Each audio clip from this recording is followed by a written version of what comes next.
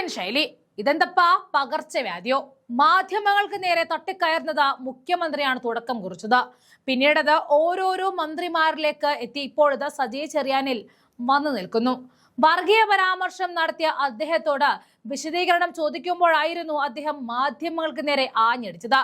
കാസർഗോഡും മലപ്പുറത്തും ജയിച്ചവരെ നോക്കിയാൽ വർഗീയ ധ്രുവീകരണം അറിയാമെന്ന വിവാദ പരാമർശത്തിൽ വിശദീകരണവുമായി സാംസ്കാരിക വകുപ്പ് മന്ത്രി സജി ചെറിയാൻ എത്തിയപ്പോഴായിരുന്നു ഈ മെക്കിട്ട് കയറ്റം ഉണ്ടാകുന്നത്.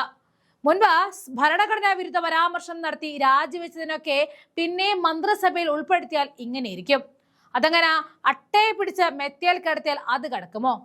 പിണറായി വിജയനെ പോലെ ഒരു മതേതരവാദി ഇന്ത്യയിലുണ്ടോ എന്നാണ് സജി ചെറിയാന്റെ ചോദ്യം. വർഗീയത പറഞ്ഞ വെള്ളാപ്പള്ളിയെ കാറിൽ കയറ്റുമോ എന്നാണ് നിങ്ങളോട് ചോദിക്കാനുള്ള മറു ചോദ്യം. ലീഗിൽ മത്സരിച്ച് ജയിച്ചവർ വർഗീയവാദികളാണോ എന്ന റിപ്പോർട്ടർ ചാനൽ റിപ്പോർട്ടർ ചോദിച്ചപ്പോഴായിരുന്നു സജി ചെറിയാൻ ക്ഷുഭിതനായി മാറിയത്. സുരേഷ് ഗോപിക്ക് പിന്നാലെ മന്ത്രിയും പോയത് കൊണ്ട് ഇതൊക്കെ വാർത്തയാക്കുമോ എന്നാണ് റിപ്പോർട്ടറിനോട് ചോദിക്കാനുള്ളത്. ഇതിപ്പോ BJP ഏത് CPM ഏത് എന്ന് തിരിച്ചറിയാൻ പറ്റാത്ത ഗതികേടായി. കാരണം ഇവരെല്ലാവരും ഒന്നിച്ചിരുന്ന് മാധ്യമങ്ങൾക്ക് നേരെ ചാടുകയാണല്ലോ. BJPക്കൊപ്പം നിൽക്കാനായി ഇനി ഈ പ്രഖ്യാപനം കൂടി CPMന്റെ ഭാഗത്ത് നിന്ന് വരാനുള്ളൂ. മന്ത്രി മാധ്യമങ്ങൾക്ക് നേരെ ചാടുന്നത് കൂടി നമുക്ക് ദൃശ്യങ്ങളിലേക്ക് പോകാം.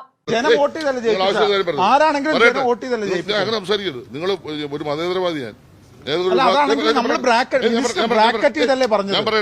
ഞാൻ പറഞ്ഞതിനെ പറ്റി കൃത്യമായി ക്ലാരിഫൈ ചെയ്തു. ഏതെങ്കിലും ഒരു വിഭാഗത്തെ പറ്റില്ല. നിങ്ങൾ അവിടെ BJPക്ക് ജയിച്ച ആളുടെ പേരും ലീഗിന് വേണ്ടി ജയിച്ച ആളുടെ പേര് നോക്കിയാൽ മതി എന്ന് ഞാൻ പറഞ്ഞു. മലപ്പുറം കാസർഗോഡ് മാത്രം എടുത്ത് പറയുമ്പോൾ മതേതര സമൂഹത്തിൽ അത് ബ്രാക്കറ്റ് ചെയ്ത് പറയല്ലേ, 2 ജില്ലകളെ മാത്രം. മലപ്പുറം കാസർഗോഡും വരുമ്പോൾ വിഭാഗത്തെ ടാർഗറ്റ് ചെയ്യുന്ന പരിപാടിയല്ലേ?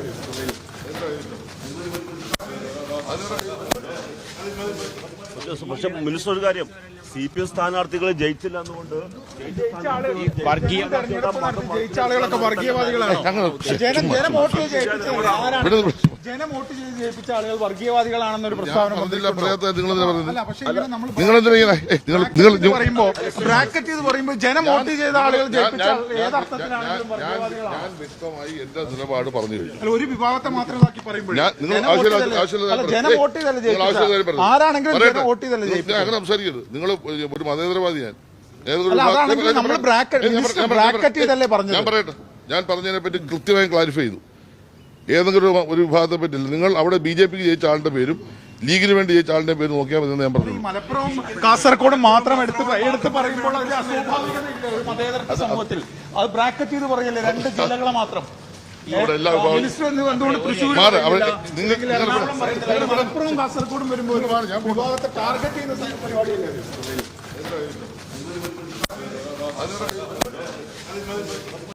ബഹുമാനായ പ്രതിപക്ഷ നേതാവ് ബഹുമാനായ കാന്തപുരത്തിന്റെ സമ്മേളനത്തിൽ ആ പറഞ്ഞ പദം പറയാൻ പാടില്ല. അതാണ് ഞാൻ പറഞ്ഞത്. അത് പിന്നെ അദ്ദേഹം ഉദ്ദേശിച്ച രാഷ്ട്രീയം എന്തുമായിക്കോട്ടെ, അത് അവിടെ പറയാൻ പാടില്ല. കാരണം അവിടെ ഇരിക്കുന്ന മൈനോറിറ്റി വിഭാഗത്തിൽപ്പെട്ട 10,000-കണക്കിന് ആളിരിക്കുന്ന സ്ഥലത്ത് കേരളത്തിന്റെ മുഖ്യമന്ത്രിയെ ടാർഗറ്റ് ചെയ്യുന്നതാണല്ലോ ഇപ്പോൾ അദ്ദേഹം പറയുന്നത്. കേരളത്തിന്റെ മുഖ്യമന്ത്രിയെപ്പോലും മതേതരവാദി ഇന്ത്യയിലുണ്ടോ? ഉണ്ടോ? നിങ്ങളടുത്ത് പരിശോധിക്കുക. ഏത് പ്രതിസന്ധിയിലാണ് മൈനോറിറ്റിയുടെ കൂടെ കേരളത്തിന്റെ മുഖ്യമന്ത്രി നിൽക്കാഞ്ഞത്? എല്ലാ ഘട്ടത്തിൽ നിന്നിട്ടുള്ള ഒരു വ്യക്തിത്വം, ഒരു രാഷ്ട്രീയ നേതാവല്ലേ. ഇവിടെ വർഗീയ കലാപങ്ങൾ ഇടതുപക്ഷ മുന്നണി ഗവൺമെന്റ് കാലത്ത് കേരളം നടക്കുന്നില്ല. ആ വർഗീയ കലാപം നടന്ന ആരുടെ കാലത്താണ്? ആ വർഗീയ കലാപം നടന്ന മാറാടക്കം ധൈര്യമായി പോയി ജനങ്ങളെ ഏകോപിപ്പിച്ച് ഐക്യപ്പെടുത്തിയ ഒരു മുഖ്യമന്ത്രിയല്ലേ കേരളത്തിന്റെ മുഖ്യമന്ത്രി ശ്രീ പിണറായി വിജയൻ. അദ്ദേഹത്തെ ടാർഗറ്റ് ചെയ്യാൻ എന്തിന് ബഹുമാനായ വെള്ളാപ്പള്ളി നടേശൻ സാറിനെ എന്തിന് സുകുമാരൻ നായർ സാറിനെ ഉപയോഗിക്കുന്നു? അതാണ് ഞാൻ ഉന്നയിച്ചത്. അപ്പം നിങ്ങൾ പറയുന്ന ഈ പദം കേരളത്തിലെ RSSന് വളരാനുള്ള വളക്കൂറുള്ള മണ്ണാക്കി കേരളത്തെ മാറ്റും. കാരണം ഭൂരിപക്ഷ വർഗീയതയെ നിങ്ങൾ എതിർത്ത് ന്യൂനപക്ഷ വർഗീയതയെ നിങ്ങൾ സഹായിക്കുന്നു. ആ ഭൂരിപക്ഷ വർഗീയത എതിർക്കുമ്പോൾ ന്യൂനപക്ഷ വർഗീയതയെ ശക്തിപ്പെടുമ്പോൾ ജനങ്ങൾ ഭൂരിപക്ഷ വർഗീയതയോട് ന്യൂനപക്ഷ അണിനിരക്കുന്ന സാഹചര്യമുണ്ട്. അത് കാസർഗോഡ് കണ്ടു. ഇത് കേരളത്തിൽ ആവർത്തിക്കാനിടയുണ്ട്.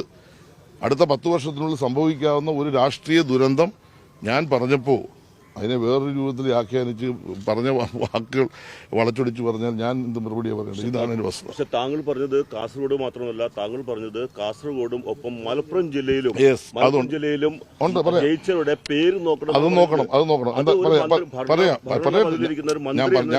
വാക്കുകളാണെന്ന ചോദ്യം ഞാൻ പറഞ്ഞത് എന്താ? മലപ്പുറം ജില്ലാ പഞ്ചായത്തിൽ മതേതരത്വം പറഞ്ഞ CPM ഒറ്റാളി ജയിച്ചു. അതായത് മുസ്ലിം ജനവിഭാഗത്തിൽ നിന്ന് CPM മത്സരിച്ച പൊന്നാനി പോലും ഞങ്ങൾ തോറ്റു. അല്ല, ഞാൻ പറഞ്ഞതല്ല, ഞാൻ ജില്ലാ പഞ്ചായത്തിന്റെ കാര്യം പറഞ്ഞു. ഞാൻ പറഞ്ഞത് മതേതരത്വം പറയുന്ന ഞങ്ങൾക്ക് മലപ്പുറം ജില്ലാ പഞ്ചായത്തിൽ ഒരു സീറ്റും കിട്ടിയില്ലെന്നാണ് പറഞ്ഞത്.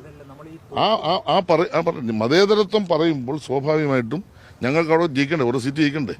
ഞങ്ങൾ ജയിക്കാഞ്ഞപ്പോൾ അവിടെ ജയിച്ചത് ലീഗിന്റെ പിന്തുണയോടുകൂടി കോൺഗ്രസ് ആണെന്ന് ഞാൻ പറഞ്ഞു, അല്ലെ ലീഗാണ് ജയിച്ചത്. അപ്പം വർഗീയതയോട് സമരസപ്പെട്ടു പോകുന്ന സമീപനം ഒറ്റപ്പെട്ട സ്ഥലങ്ങളിൽ നടക്കുന്നു, അല്ലെ വളർന്നു വരുന്നു എന്ന ഒരു കാഴ്ചപ്പാടിലാണ് ഞാൻ വെച്ചത്. അത് ചർച്ച ചെയ്യപ്പെടാം. അത് ചർച്ച ചെയ്യണ്ട, ഇല്ലെങ്കിൽ ചർച്ച ചെയ്യണ്ട. അത് വേറൊരു രൂപത്തിൽ ട്വിസ്റ്റ് ചെയ്യണ്ട. ഞാൻ ഏതെങ്കിലും ഞാൻ അങ്ങേറ്റം മതേതരവാദിയാണ്. ഞാൻ ഈ കേരളത്തിൽ ഭൂരിപക്ഷ വർഗീയത ന്യൂനപക്ഷ വർഗീയത അങ്ങേറ്റം എതിർക്കുന്ന ആളാണ്. നിഷ്പക്ഷമായി ജനങ്ങൾ ഏകോദര സൗരങ്ങളെപ്പോൾ ജീവിക്കണം. ഇവിടുത്തെ ഹിന്ദുവിനും മുസൽമാനും ക്രിസ്ത്യാനിക്കും സമാധാനത്തോടെ കേരളത്തിൽ ജീവിക്കണം. ആ ജീവിക്കാൻ കഴിയുന്ന ഒരന്തരീക്ഷത്തെ ദുർബലപ്പെടുത്തുന്ന തരത്തിലുള്ള ഇടപെടി BJPയുടെ ഭാഗത്തു നിന്നോ, അല്ലെ സംഘപരിവാറിന്റെ ഭാഗത്തു നിന്നോ, അല്ലെ ലീഗിന്റെ ഭാഗത്തു നിന്നോ, അല്ലെ ജമാഅത്തിന്റെ ഇസ്ലാമിന്റെ ഭാഗത്തു നിന്നോ വരുന്നു. അത് അപകടമാണെന്നാണ് ഞാൻ പറഞ്ഞത്.